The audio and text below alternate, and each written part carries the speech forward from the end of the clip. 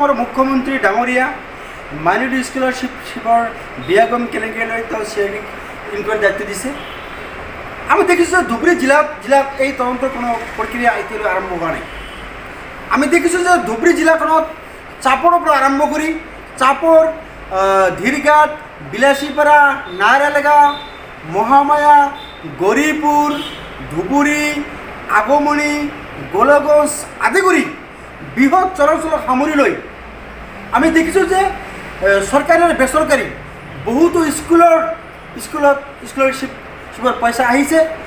আমি দেখিছোঁ যে ইয়াত 40,000তকৈ অধিক বেনিফিচিয়াৰী আছে। আমি কেইখনমান স্কুলত গৈছোঁ, দেখিছোঁ যে কোনোবা স্কুলত ভুৱা ছাত্ৰ ছাত্ৰী ভুৱা সজাইছে আৰু দেখিছোঁ যে 40, 50, 60 বছৰ মানুহৰ নামত তেওঁলোকে ছাত্ৰ সজাই এই মাইনৰিটি স্কলাৰশ্বিপৰ টকা তেওঁলোকে আত্মসাৎ কৰিছে। আমি দেখিছোঁ যে ব্যক্তিগত স্কুলবিলাকত এই বিয়াগম কেলেংকাৰী বেছি হৈছে। কিছুমান স্কুলত আমি দেখিছোঁ যে 100জন ছাত্ৰ আছে, অথচ আমি ফিল্ডত গৈ দেখিছোঁ যে তাত 200 পৰা 300 ছাত্ৰ তেওঁলোকে দেখুৱাইছে। আমি দাবী জনাইছোঁ যদি হ'ল এই ক্ষেত্ৰত যে দুখীয়া ছাত্ৰ ছাত্ৰী জলপাৰীৰ নামত যি কেইবা কোটি টকা অসম চৰকাৰ বা কেন্দ্ৰীয় চৰকাৰে বৰাদ্দ দিছে, আবণ্টন দিছে। আমি দেখিছোঁ যে ধুবুৰী জিলাতো এক শ্ৰেণীৰ সিন্ডিকেট চলাইছে। কিছুমান দালালে সিন্ডিকেট ৰাজ চলাই দুখীয়া মানুহৰ প্ৰাপ্যৰ পৰা দুখীয়া ছাত্ৰ ছাত্ৰীক বঞ্চিত কৰা হৈছে। গতিকে দুখজনক কথা, বৃহৎ চৰাঞ্চলত আমি দেখিছোঁ যে বহু দুখীয়া ছাত্ৰ ছাত্ৰীসকলে টকাৰ অভাৱৰ কাৰণে তেওঁলোকে স্কুলত কৰিব পৰা নাই।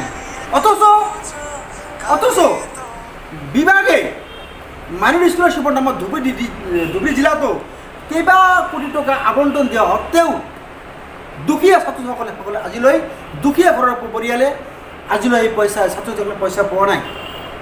আমি দেখিছোঁ যে এক প্ৰকাৰ দালাল চুৰি কিছু শিক্ষক আছে, কিছু দালাল চুৰি কিছু মধ্যবিত্ত লোক আছে। মধ্যবিত্ত দালালে এই চক্ৰৰ লগত জড়িত, তেওঁলোকে ভুৱা ছাত্ৰ সজাই এই চৰকাৰী ধন তেওঁলোকে আত্মসাৎ কৰিছে। আমি দেখিছোঁ যে কিছুমান CSPবিলাকে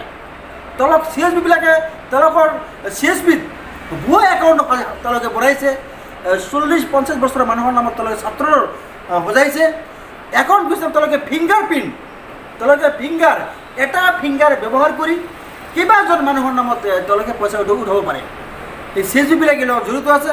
আমি দাবী জনাইছোঁ অসমৰ মুখ্যমন্ত্ৰী মহোদয়ক যে কৃষক মুক্ত সংগ্ৰাম ধুবুৰী জিলা সমিতি আমি দাবী জনাইছোঁ যে অনতিপলমে ধুবুৰী জিলাত কেইবা কোটি টকা মাইনৰিটি স্কলাৰশ্বিপৰ যি কেলেংকাৰী হৈছে, এই কেলেংকাৰীত CBI ইনকোয়াৰি লাগিব।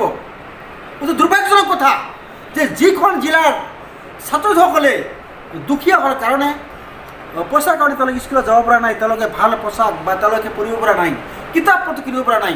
আৰু এনে সময়তে কেন্দ্ৰীয় চৰকাৰে যি কোটি টকা আবণ্টন দিছে আৰু সেই দুখীয়া মানুহৰ টকা যিবিলাক দালালৰূপী শিক্ষকে আত্মসাৎ কৰিছে, এওঁলোকৰ বিৰুদ্ধে বিহিত ব্যৱস্থা গ্ৰহণ কৰিব লাগিব। আমি দেখিছোঁ যে কিছুমান ব্যক্তিয়ে মিডিয়াক তেওঁলোকে মেনেজ কৰিব চেষ্টা কৰি আছে। কিছুমান সংগঠনক তেওঁলোকে মেনেজ কৰিব চেষ্টা কৰি আছে। আমি দেখিছোঁ কিছুমান ব্যক্তিয়ে কিছুমান প্ৰভাৱশালী ব্যক্তিৰ ওচৰত অনাবৰণ হৈছে যে তেওঁলোকে কেনেকৈ যাতে তেওঁলোকে এই বিষয়ে মাত নামাতে। আমি দাবী জনাইছোঁ যে কৃষক মুক্ত সংগ্ৰাম সমিতি কিন্তু আপোচ নকৰে, আপোচবিহীন সংগঠন। গতিকে ধুবুৰী জিলাত প্ৰায় 40 কোটিৰো অধিক এই মাইনৰিটি স্কলাৰশ্বিপৰ নামত টকা বিভিন্ন প্ৰকাৰে বিভিন্ন দালালে আত্মসাৎ কৰিছে। আমি দাবী জনাইছোঁ অনতিপলমে এই ক্ষেত্ৰত সংখ্যালঘু ছাত্ৰ বৃত্তিৰ নামত যি বিয়াগম কেলেংকাৰী হৈছে, এই বিয়াগম কেলেংকাৰী CBI ইনকোয়াৰি হ'ব লাগিব। অন্যথা আমি ধুবুৰী জিলা কৃষক মুক্ত সংগ্ৰাম সমিতিয়ে গণতান্ত্ৰিকভাৱে আন্দোলন কাৰ্যসূচী চলাম বুলি আমি সকীয়াই দিছোঁ।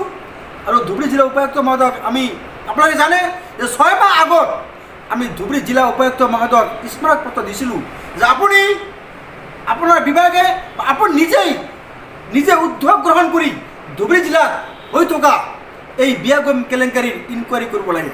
দুৰ্ভাগ্যজনক কথা, আজি 6 মাহ উকলি যোৱা সত্ত্বেও ধুবুৰী জিলা উপায়ুক্ত মহোদয় এই ক্ষেত্ৰত কোনো পদক্ষেপ গ্ৰহণ কৰা নাই।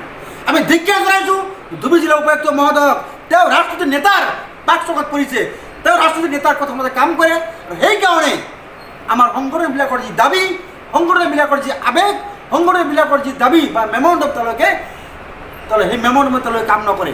আমি দাবী জনাইছোঁ অসমৰ মুখ্যমন্ত্ৰী মহোদয়ক, ওচৰত আমি দাবী জনাইছোঁ যে অৰুণদীপ বৰদলৈয়ে ধুবুৰী জিলাত কেইবা কোটি টকা ইনচুৰেঞ্চৰ নামত কেলেংকাৰী হৈছে আৰু এই কেলেংকাৰী CBI ইনকুৱাৰী হ'ব লাগিব।